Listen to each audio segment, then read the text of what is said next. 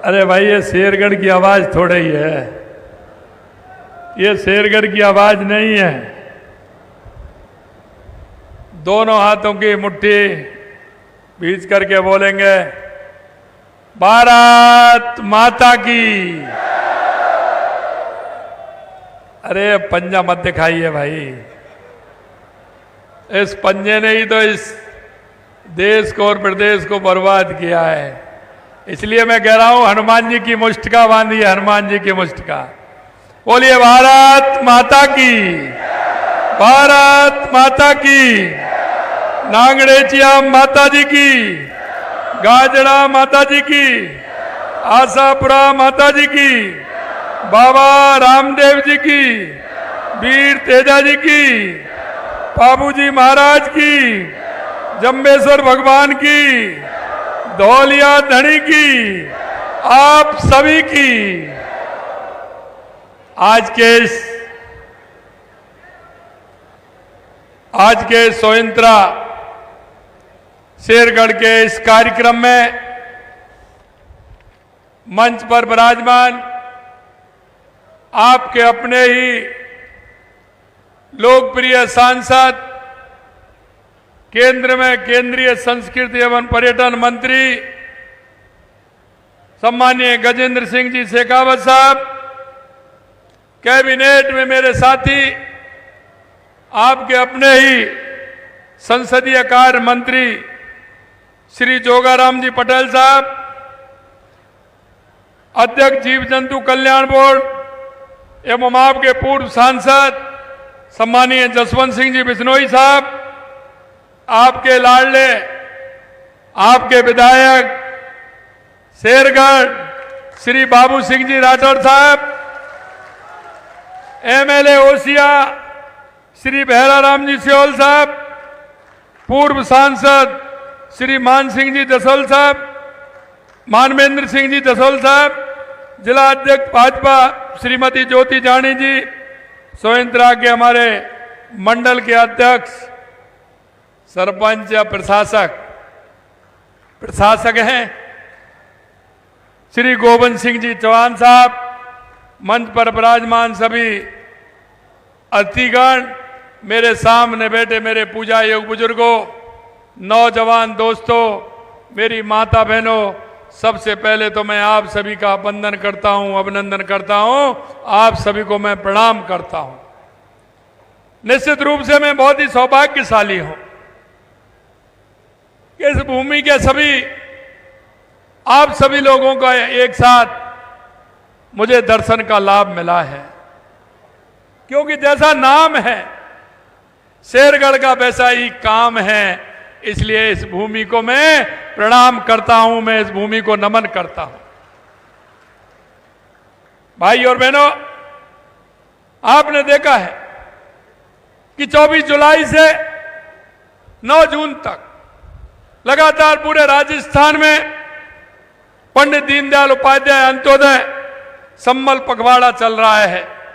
और यह संबल पखवाड़ा किस लिए, यह भी मैं आपको कहना चाहता हूं। यह संबल पखवाड़ा देश के यशस्वी प्रधानमंत्री नरेंद्र मोदी जी के नेतृत्व में, जो वो कहते हैं कि युवा, महिला, किसान, मजदूर, अगर देश में ये 4 जातियां हैं, इनका अगर उत्थान होगा तो मेरे गांव का उत्थान होगा, मेरी विधानसभा का उत्थान होगा, जिले का होगा, प्रदेश का होगा और देश का होगा। इसलिए ये पंडित दीनदयाल उपाध्याय अंत्योदय संबल पखवाड़ा हमने दिया है। इसमें वो अंतिम पंक्ति में जो व्यक्ति बैठा है, जिसको केंद्र सरकार और राज्य सरकार के योजनाओं की आवश्यकता है, उसका जीवन आधार कैसे ऊपर उठे, उसको संबल कैसे मिले, इसके लिए ये पखवाड़ा हमारा मनाया जा रहा है। मैं सौभाग्यशाली हूं इस पखवाड़े में आज दूसरी बार मुझे जोधपुर की गौरवशाली धरा पर आने का अवसर मिला है। जोधपुर उस ऐतिहासिक धरोहर और सांस्कृतिक परंपरा का प्रतीक है, जिसने मरुभूमि की आत्मा को सदियों से सजोया है। यहाँ का शिल्प, यहाँ के लोगों के श्रम, सौंदर्य और सृजनशीलता को बयां करता है। यहाँ के व्यंजनों का स्वाद के साथ लोक जीवन का अपनत्व मिला होता है। यहाँ की मिट्टी में उपजने वाला जीरा विश्व बाजार में अपनी सुगंध बिखेरता है। पीलू जाल यहाँ की जैव विविधता का अनमोल रत्न है। यहाँ की लकड़ी के फर्नीचर की कारीगरी सभी जगह सराही जाती है। जोधपुर की शान मेहरानगढ़ का किला प्रदेश के सांस्कृतिक गौरव का परिचायक है। यहाँ का जिम्नास्टिक में बढ़ती भागीदारी युवाओं की प्रतिभा को दर्शाती है। जोधपुर के 5 गौरव अब हमारे समन्वित प्रयासों से जिले की प्रगति के प्रमुख स्तंभ बनेंगे, क्योंकि जहां मैं खड़ा हूं ये सूरमाओं की धरा है। शेरगढ़ को मैं प्रणाम करके मैं खुद को गौरवान्वित महसूस करता हूं। इस धरती से अपने नाम को सार्थक करते हुए हर युद्ध, हर अभियान में अपने शेरदिल सपूतों ने मातृभूमि की सेवा की है, मातृभूमि की सेवा करने का काम किया है।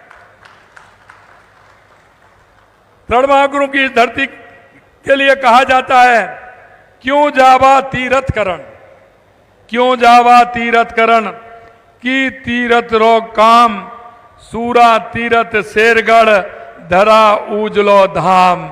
ये इसके बारे में कहते हैं, ऐसे गौरव सैनिकों, अमर शहीदों और उनकी वीरांगना को, उनके परिजनों को मैं प्रणाम करता हूं, उनके सामने मैं नतमस्तक होता हूं। मित्रों, ये वो धरती है जब आंकलन होता है, यहाँ के सूरवीर हर ना किसी युद्ध में देश की खातिर अपने आप को उन्होंने बलिदान कर दिया, इस मां भारती के लिए अपने आप को समर्पित कर दिया। ऐसे में पूर्व सैनिकों को भी प्रणाम करता हूं, जिन्होंने अपने जीवन को मां भारती के लिए अपने आप को समर्पित करके उन्होंने काम किया है। आज पंडित दीनदयाल उपाध्याय अंत्योदय संबल पखवाड़े के तहत आयोजित शिविर में आप सभी के चेहरों पर आशा और विश्वास में देख रहा हूं। अब मुझे जनसेवा के कार्यों के लिए नई ऊर्जा प्रदान कर रहा है। इन शिविरों में भूमि संबंधी विवादों का समाधान हो रहा है और आपको अपनी भूमि का स्पष्ट स्वामित्व मिल रहा है। हमारे किसान भाइयों के लिए पौधा वितरण, मृदा नमूने के संग्रहण, मृदा स्वास्थ्य कार्ड वितरण जैसे कार्य किए जा रहे हैं। मैं कहना चाहता हूं, पशु मंगला पशुपालकों को मंगला पशु बीमा का लाभ देने के साथ ही पशुओं की जांच, इलाज, टीकाकरण जैसे कार्य किए जा रहे हैं। आयुष्मान कार्ड वितरण कर मुफ्त स्वास्थ्य सेवाएं सुलभ कराने के लिए व्यवस्था की जा रही है। पंडित दीनदयाल उपाध्याय गरीबी मुक्त गांव योजना के तहत 10,000 गांवों को बीपीएल परिवारों का सर्वे कर उन्हें सरकारी योजनाओं से जोड़ा जाएगा। मैं आपसे एक निवेदन करना चाहता हूं, कांग्रेस ने हमेशा गरीबी हटाओ का नारा दिया था, लेकिन कभी भी गरीबी से उसका वास्ता नहीं रहा, गरीबों से वास्ता नहीं रहा। अगर गरीबी की परिभाषा बदलने का काम किया तो देश के यशस्वी प्रधानमंत्री नरेंद्र मोदी जी ने किया है। मित्रों, मैं आपसे कहना चाहता हूं, 2014 के बाद आपने देश में, प्रदेश में परिवर्तन देखा होगा। परिवर्तन भी वो देखा होगा कि जो गरीब कल्याण की योजनाएं आज धरातल पर पहुंच रही हैं। अगर दिल्ली से 1 रुपया आता है तो पूरा 1 रुपया पहुंच रहा है, 100 रुपये आते हैं तो उसको व्यक्ति को 100 रुपये पहुंच रहे हैं। नहीं तो आपने देखा, ये कांग्रेस के लोग कहते थे हम जब 100 रुपया भेजते हैं तो गांव तक अंतिम पंक्ति के व्यक्ति तक 15 रुपये जाते थे, मात्र 15 रुपये जाते थे। आपको उसका पूरा लाभ मिल रहा है। माननीय यशस्वी प्रधानमंत्री जी के नेतृत्व में चाहे हमारी कल्याणकारी योजनाएं हो, चाहे हमारे विकास की योजनाएं हो, चाहे हमारे देश में आतंकवाद, नक्सलवाद का खात्मा हो, या दुनिया में बढ़ता हुआ इस मां भारती का गौरव हो, जिस तरह से दुनिया में भारत का गौरव बढ़ा है। इसलिए मैं आपसे कहना चाहता हूं कि लगातार हमारी सरकार इस कार्य को कर रही है। यह दृश्य हमारी सरकार की कल्याणकारी प्रति गहरी प्रतिबद्धता और संवेदनशीलता का जीवन प्रमाण है। यह बदलते राजस्थान की तस्वीर है, जिसमें शासन और प्रशासन आमजन के द्वार और समाज की अंतिम पंक्ति में खड़े अग्र व्यक्ति के पास आगे लाने का काम हम कर रहे हैं। हमने कहा था हम 5,000 गांव को गरीबी मुक्त गांव बनाएंगे। हमने उन 5,000 गांवों को लिया है जो बीपीएल मुक्त कर रहे हैं, गरीबी मुक्त कर रहे हैं, लेकिन इन अभियान के माध्यम से 10,000 गांव की सर्वे भी हम करा रहे हैं कि आने वाले समय में उन गांवों को भी बीपीएल मुक्त किया जाएगा। और बीपीएल मुक्त ऐसे नहीं किया जाएगा। कांग्रेस के लोग जब चुनाव आते हैं तो बजट की घोषणा करते हैं, घोषणाएं तो खूब करते हैं, लेकिन उसमें बजट में कोई प्रावधान नहीं होता है। हमने इस बजट में 300 करोड़ रुपए लेकर के उस गरीबी मुक्त के लिए आगे हम काम कर रहे हैं। हमें यह भी मैं कहना चाहता हूं, हमें बातें करने में नहीं, काम करने में विश्वास है। और इसीलिए मैं कहता हूं, जब हम 15 दिसंबर 2023 को सरकार में आए थे, हमारे सभी सीनियर लोग बैठे, हमने देखा कि राजस्थान की सबसे बड़ी आवश्यकता क्या है जिससे कि हम रोड मैप बना करके उस पर लगातार हम काम करें। हमने देखा सबसे पहले आवश्यकता है राजस्थान को पानी की। अगर राजस्थान के अंदर पानी होगा, हमारे किसान को पानी मिलेगा, पीने का पानी मिलेगा, उद्योग को पानी मिलेगा, तो हमारा राजस्थान एक उत्कृष्ट राजस्थान बनेगा। पानी की समस्या से हमको समाधान होगा और पानी की हमारे जितनी जरूरत है उस जरूरत को हम पूरा करेंगे। मैं कहना चाहता हूं, देश के यशस्वी प्रधानमंत्री नरेंद्र मोदी जी के नेतृत्व में और हमारे गजेंद्र जी जब हमारे जल शक्ति मंत्री थे तो सबसे पहले हमने ERCP राम जल सेतु योजना जो 17 जिलों के लिए पूर्वी राजस्थान में आवश्यक है उसके लिए हमने काम किया। उसके बाद यमुना जल समझौता किया, वो भी जब गजेंद्र जी जल शक्ति मंत्री थे उस समय वो भी काम हमने किया। उसके बाद आपने देखा जो हमारी गंग नहर, इंदिरा गांधी नहर है, उसके लिए पानी आप जोधपुर तक भी आता है, बाड़मेर तक जाता है, जैसलमेर तक जाता है, बीकानेर, हनुमानगढ़, गंगानगर, उसके लिए भी हमने नहरों की मरम्मत के लिए 4000 करोड़ रुपए दिया जिससे कि उसका पानी टेल तक हमें मिल जाए और हमारे किसान को पानी भी मिले, उसे किसी तरह की परेशानी नहीं हो। यही नहीं, हमने पूरे राजस्थान के लिए काम किया। उदयपुर की हमारी देवास स्कीम, हमारा उदयपुर का आधा पानी पहाड़ियों का अरावली श्रृंखलाओं का अरब सागर की तरफ जाता था, आधा पानी हिंद महासागर की तरफ आता था, अरब सागर की तरफ जाता, वो कोई काम नहीं आता था। उसमें भी हमने देवास स्कीम के माध्यम से टनल बना करके, एनीकट बना करके उस पानी को भी रोकने का काम चल रहा है, उसका भी काम हो रहा है। अगर वो पानी आएगा तो वो भी हमारे राजस्थान के कई जिलों की प्यास बुझाएगा। हमारी डूंगरपुर बांसवाड़ा में माई डैम की स्कीम हमने चालू की है, इसी तरह नर्मदा पर हम काम कर रहे हैं। यानी कि पूरे राजस्थान के लिए हम लगातार पानी के लिए काम कर रहे हैं। मित्रों, दूसरी बात थी हमारी बिजली की। बिजली के लिए लगातार हमारी सरकार काम कर रही है। हमारे राजस्थान में सबसे ज्यादा MOU हुए तो बिजली के लिए हुए और आपको महसूस भी हो रहा होगा। लेकिन किसान भाइयों, मैंने कहा है कि किसान को 2027 तक हम दिन में बिजली देने का काम करेंगे, दिन में बिजली देने का काम करेंगे। हमारा किसान सरकारी कर्मचारी की तरह जाएगा। वो 8 बजे अपने खेत पर जाएगा, शाम को 6 बजे बंद करके अपने घर आएगा, बच्चों के साथ रहेगा, टीवी देखेगा, समाचार सुनेगा। लेकिन मैं आपको कहना चाहता हूं कि आपको 1.5 साल में ही परिवर्तन दिखा है या नहीं दिखा है। बिजली में सबसे ज्यादा काम जोधपुर के अंदर हो रहा है, RDS में सबसे ज्यादा काम हो रहा है तो जोधपुर के अंदर रह रहा है, चाहे कुसुम में हो तो RDS में हो, जो हम पूरा काम हम कर रहे हैं। मैं आपको यही कहना चाहता हूं, पानी की समस्या, बिजली की समस्या, इसे निजात देने के लिए हम काम कर रहे हैं। दूसरी आती है, किसान का बेटा मेहनत करता है, किसान को उम्मीद होती है कि मेरा बेटा बड़ा होकर के मेरा सहारा बने, उसको रोजगार मिले, उसके लिए हमारी सरकार लगातार काम कर रही है। और आपने देखा है 69,000 नियुक्ति पत्र हमने दिए हैं और जुलाई के महीने में आगे भी देने हैं। और आपको कहा कि 5 साल में 4 लाख देंगे, 1 साल में 1 लाख देंगे। 1 लाख पूरे होने वाले हैं, 4 लाख हमने 1,88,000 वैकेंसी निकाल दी, 69,000 हमने पोस्टिंग दे दिए और आने वाले समय में और भी वैकेंसी निकल रही है। चिंता मत करिए, पूरी तरह से जो आपसे वायदा किया है उसको हम पूरा करेंगे। चौथा हमारा था कि हमारे राजस्थान में उद्योग कैसे बढ़े। हमने उद्योग के लिए हमने पहली साल में ही राइजिंग राजस्थान करवाया और राइजिंग राजस्थान में 35 लाख करोड़ रुपए के MOU हुए, 4.25 लाख करोड़ रुपए के MOU जमीन पर उतर गए, जिनका काम चल रहा है। निजी क्षेत्र में भी रोजगार मिलेगा। हमने हमारे प्रवासी भाइयों से भी आह्वान किया है आइए राजस्थान में जहां आपको लगाना है अपना उद्योग लगाइए और राजस्थान वासियों को पूरी तरह से उद्योग के माध्यम से उनको आगे बढ़ाइए।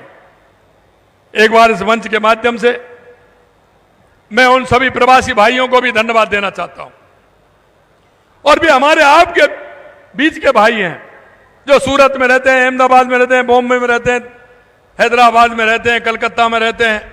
उन भाइयों ने हमको कितना बड़ा सहयोग दिया है।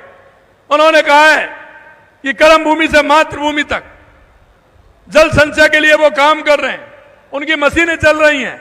आपने देखा जोधपुर के अंदर भी मशीन चल रही है, बाड़मेर के अंदर भी है, जैसलमेर के अंदर भी है, पाली के अंदर भी है, सीकर झुंझुनू तक सभी जगह मशीनें चल रही हैं। उन लोगों को पानी की वर्षा का पानी को रोक करके उनको जमीन में डालने का काम कर रहे हैं, जिससे कि हमारा पर्यावरण भी ठीक होगा। हमारे देश के यशस्वी प्रधानमंत्री नरेंद्र मोदी जी कहते हैं कि पर्यावरण के लिए एक पेड़ मां के नाम। मैं आपसे भी अनुरोध करना चाहता हूं, बारिश का समय एक पेड़ मां के नाम अवश्य लगाएं और अपने मां के जीवन को साधने का काम करें। उसे मां जहां आप जाएं, माता की तस्वीर आपको दिखे, माता की याद आए, एक पेड़ मां के नाम जरूर अवश्य लगाने का काम आप करेंगे। लगातार हमारी सरकार काम कर रही है। अन्य कई विषय जिन पे हमारी सरकार काम कर रही है। मैं आपसे इतना कहना चाहता हूं, कांग्रेस के लोगों को बड़ा दर्द हो रहा है, बड़ा दर्द हो रहा है। और दर्द इस बात के लिए हो रहा है, जब मैं कहता हूं 5 साल बनाम 1.5 साल, और मैं ऐसे ही नहीं कहता हूं, मेरे पास पूरा है 5 साल में उनकी सरकार ने कितना काम किया है और 1.5 साल में हमारी सरकार ने ऐसे कितने काम हैं जो उनके 5 साल में नहीं हुए, उससे ज्यादा हमने 1.5 साल में करने का काम किया है। कांग्रेस के शासन में देख चुके आंकड़े में तो बताऊंगा। मैं उनसे कहता हूं, आंकड़े देख करके जवाब दीजिए ना, ये ट्विटर से काम नहीं चलेगा। आंकड़े देखिए, हमने 18 महीने में 32,000 से अधिक फार्म पॉइंट बनवाए, जबकि कांग्रेस ने 5 साल में केवल 29,000 बनवाए। 29,000। हमने 1,381 गांवों को सड़क से जोड़ा, जबकि कांग्रेस ने 5 वर्ष में 1,104 गांवों को जोड़ा। हमने महज 18 महीने में 10,51,000 साइकिल वितरित की बालिकाओं के लिए, बालकों के लिए, जबकि कांग्रेस सरकार ने 5 साल में 10,36,000 साइकिलें वितरित की थी। हमने बिजली उत्पादन में क्षमता में 4,270 मेगावाट की वृद्धि की, जबकि गत सरकार में 5 वर्षों में 3,948 मेगावाट बढ़ा पाए। वो उनके समय प्रदेशवासियों घंटों बिजली की समस्या झेलनी पड़ती थी। इस सोच के साथ हमने नवीकरणीय ऊर्जा परियोजना के लिए 30,000 हेक्टेयर भूमि आवंटित की है, जबकि उन्होंने 5 वर्ष में 22,000 हेक्टेयर भूमि आवंटित की थी। हमने 3 लाख लोगों को कौशल प्रशिक्षण दिया, जबकि कांग्रेस ने 5 साल में केवल 2,35,000 को प्रशिक्षण देने का काम किया। हमने पिछले 1.5 साल में 89,000 स्कूली विद्यार्थियों को लैपटॉप टैबलेट का वितरण किया है, जबकि उनके समय में 5 साल में 986 टैबलेट बांटने का काम किया। पूर्ववर्ती सरकार ने 5 साल में केवल 1,75,000 स्वामित्व कार्ड वितरण किए, जबकि हमारी सरकार ने 18 महीने में 9 लाख कार्ड वितरित किए हैं।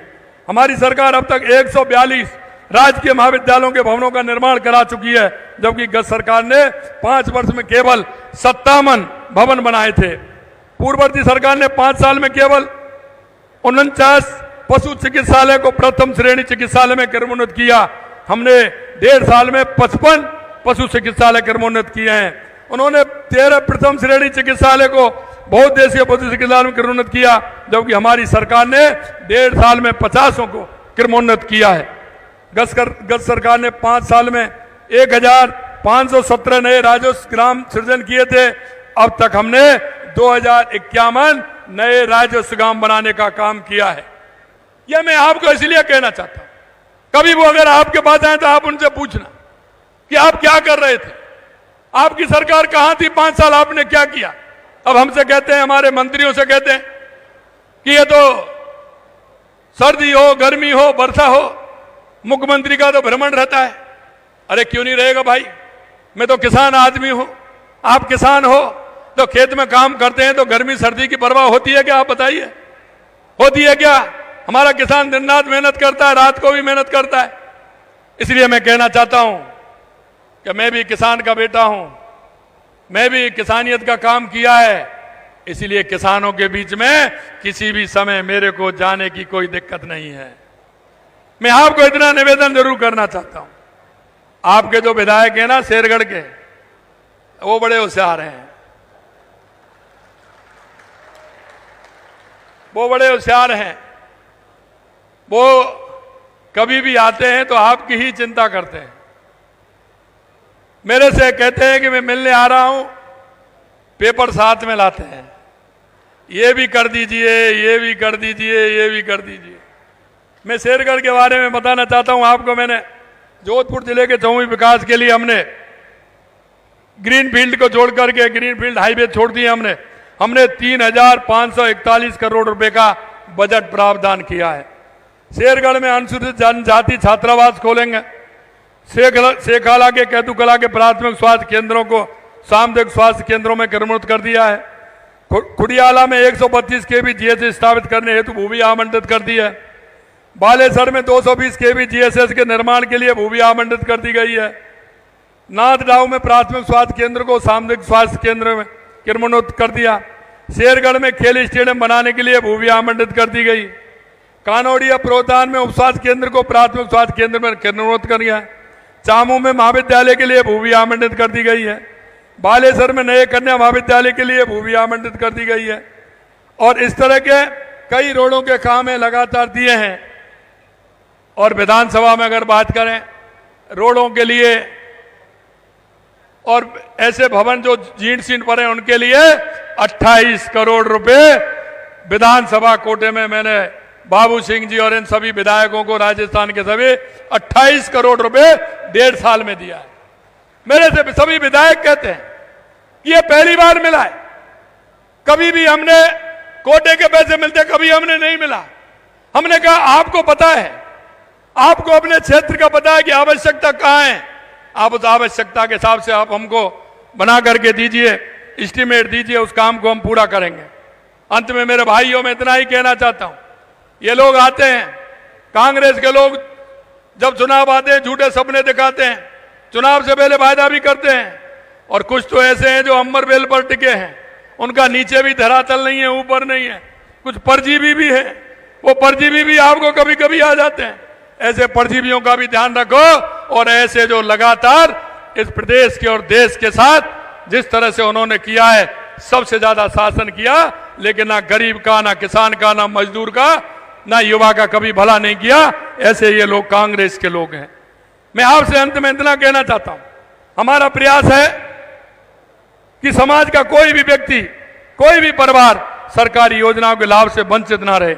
अंत्योदय की भावना के साथ किए जा रहे कार्यों से हमारा प्रदेश पूरे देश में समावेशी विकास का रोल मॉडल बनेगा। ये कार्य हमारे विकसित राजस्थान के संकल्प को साकार करने में सार्थक और योगदान देगा। अंत में मैं आपसे इतना ही कहूंगा, मेरे भाई और बहनों, आप इस प्रदेश के नागरिक हैं, इस देश के नागरिक हैं, हम सबका दायित्व है। और हमारा दायित्व यह है कि मेरे गांव में, मेरे मोहल्ले में, मेरे पड़ोस में ऐसा कौन सा व्यक्ति है जिसको केंद्र और राज्य सरकार की योजनाओं की आवश्यकता है। हमारी केंद्र और राज्य की इतनी योजनाएं हैं, जिन योजना को लाभ अंतिम पंक्ति में जो व्यक्ति खड़ा उसके लिए मिलेगा, तो वो आपको भी जीवन भर याद रखेगा। कभी कभी हम देखते हैं, बातें करते हैं, हर बात का जवाब भी देते हैं, लेकिन हम हमारे कभी और पास नहीं देख पाते। वो कहावत है ना, दिए तले अंधेरा। हम बात करते हैं, अखबार पढ़ते हैं और भी देखते हैं, तो और लंबी चौड़ी दूसरी जगह की बात करेंगे।